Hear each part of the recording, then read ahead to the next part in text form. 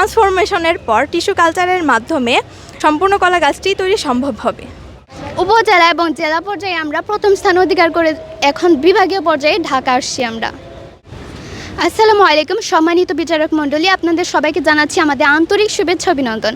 আমরা কুর্তুবী আলিম মাদ্রাসা টাঙ্গাইলের আলিম শাখার শিক্ষার্থীবৃন্দ আমরা যে প্রজেক্টটা উপস্থাপন করেছি তার নাম banana DNA extraction and recombinant DNA model for protein industry banana, অর্থাৎ প্রোটিন সমৃদ্ধ কলা উদ্ভাবনের জন্য একটা ডিএনএ মডেল উপস্থাপন।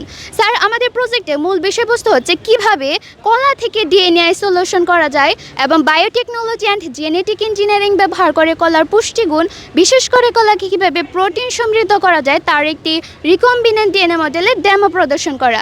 স্যার, আমরা বিভিন্ন রিসার্চ আর্টিকেল বিশ্লেষণ করে দেখেছি দক্ষিণ আফ্রিকায় ভিটামিন এ সমৃদ্ধ কলা উদ্ভাবনের ট্রায়াল ফেল চালু হলেও হাই অ্যামাউন্ট প্রোটিন সমৃদ্ধ কলা এখন উদ্ভাবন হয়নি, তবে এক্সপেরিমেন্টাল পর্যায়ে বিজ্ঞানীরা এটি গবেষণা চালু রেখেছেন। স্যার, এখন আমরা দেখাবো খুব সহজ কয়েকটি ধাপ অনুসরণ করে কিভাবে আমরা কলা থেকে ডিএনএ আপনাদেরকে দেখাতে পারি। এর জন্য প্রথমে আমরা কলাকে পেস্ট করে নিয়েছি। এরপরে এর মধ্যে আমরা সামান্য পরিমাণ লিকুইড ডিটারজেন্ট এবং সোডিয়াম ক্লোরাইড ব্যবহার করেছি। ব্যবহার করার পর আমরা এটা একটা ছাঁকনির সাহায্যে ছেঁকে নিয়েছি। ছাঁকনির সাহায্যে ছাঁকার পরে আমার যে তরল পদার্থটি বের হয়েছে এটা আমরা একটা টেস্ট টিউবে নিয়েছি। টেস্ট টিউবে নেওয়ার পরে এটার মধ্যে আমরা ঠান্ডা অ্যালকোহল দিছি। স্যার, আমরা জানি যে অ্যালকোহলে ডিএনএ অদ্রবণীয়। তো স্যার, আমরা যখন এই অ্যালকোহলটা এই তরল পদার্থের মধ্যে ঢেলেছি তখন আমাদের যে ডিএনএটা বের হয়ে আসছে। স্যার, এই যে সুতার মতো যে অংশটি দেখতে পাচ্ছেন এটাই হচ্ছে মূলত কলার ডিএনএ, আর এটার মধ্যে কলার যত তথ্য এবং বৈশিষ্ট্য পাওয়া যাবে। স্যার, এই পর্যায়ে আমরা যাচ্ছি আমাদের ইনভেনশন থিঙ্কিংয়ের ডেমো মডেল উপস্থাপনে। রিকম্বিনেন্ট ডিএনএ বলতে বোঝায় ভিন্ন উৎসের ডিএনএ একত্রিত করে নতুন একটি বৈশিষ্ট্য তৈরি করা। এক্ষেত্রে আমরা বেছে নিয়েছি লাইসিন নামক অত্যাবশ্যকীয় অ্যামিনো অ্যাসিড, যা মূলত শিম, ছোলা এবং মসুর ডালে পাওয়া যায়।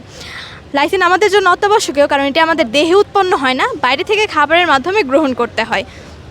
তাই আমরা চিন্তা করেছি খুবই সহজলভ্য এই ফলকলা, যা শিশু থেকে বৃদ্ধ সমগ্র বিশ্বব্যাপী বিশাল একটি জনগোষ্ঠী গ্রহণ করে থাকে, তা কীভাবে প্রোটিন সমৃদ্ধ করা যায়।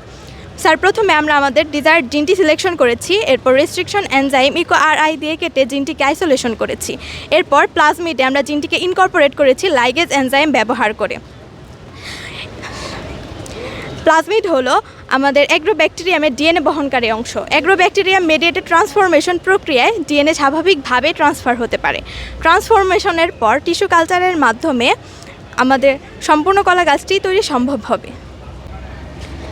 স্যার, আমাদের এই প্রযুক্তিটি শুধু ধারণাগত নয়, আমাদের এই টেকনোলজির বাস্তব উদাহরণ পৃথিবীতে দৃশ্যমান, যার বেস্ট এক্সাম্পল হলো গোল্ডেন রাইস বা সুপার রাইস, যেখানে আমরা ধানের চালে ভিটামিন এ পেয়ে থাকি। স্যার, আমাদের প্রজেক্টের এই কনসেপ্টকে ভিত্তি করে উন্নত ল্যাবে বাস্তব রিকম্বিনেন্ট ডিএনএ তৈরি করা সম্ভব। আর ডিএনএ তৈরি হয়ে গেলে আমরা টিস্যু কালচারের মাধ্যমে গাছ অথবা সরাসরি জিনগানের মাধ্যমে কলা গাছের কোষে ডিএনএ ইনকর্পোরেট করে অত্যাবশ্যকীয় অ্যামিনো অ্যাসিড সমৃদ্ধ হাই অ্যামাউন্ট প্রোটিন সমৃদ্ধ কলা উদ্ভাবন সম্ভব। আর আমাদের এই প্রজেক্টটি যদি বাস্তবায়িত হয় তাহলে বিশ্বব্যাপী অপুষ্টিজনিত সমস্যা দূর করতে এই অতি সাধারণ ফলটি ব্যাপক ভূমিকা রাখবে। এছাড়াও দেশের অর্থনীতিতেও ব্যাপক ভূমিকা রাখা সম্ভব। সর্বোপরি বিশ্বব্যাপী মানুষ এই অতি সাধারণ ফলটির মাধ্যমে তাদের প্রোটিনের ঘাটতি খুব সহজেই স্বল্প মূল্যে পূরণ করতে সক্ষম হবে ইনশাল্লাহ। ধন্যবাদ। এই মেলায় অংশগ্রহণ, আপনাদের যে মেলায় অংশগ্রহণ করেছেন এই পথটা কেমন ছিল, এই জার্নিটা কেমন ছিল, কীভাবে এসেছেন? আমরা খুবই উৎসাহিত ছিলাম এবং ভয় কিছু পরিমাণ ধাপ পার করে এসেছেন উপজেলা এবং জেলা পর্যায়ে এবং টাঙ্গাইল জেলা থেকে আপনারা এসেছি। উপজেলা এবং জেলা পর্যায়ে আমরা প্রথম স্থান অধিকার করে এখন বিভাগীয় পর্যায়ে ঢাকা আসছি আমরা। ইনশাল্লাহ আমরা আশাবাদী যে আমরা ভালো কিছু করব। আপনারা সবাই আমাদের জন্য দোয়া করবেন।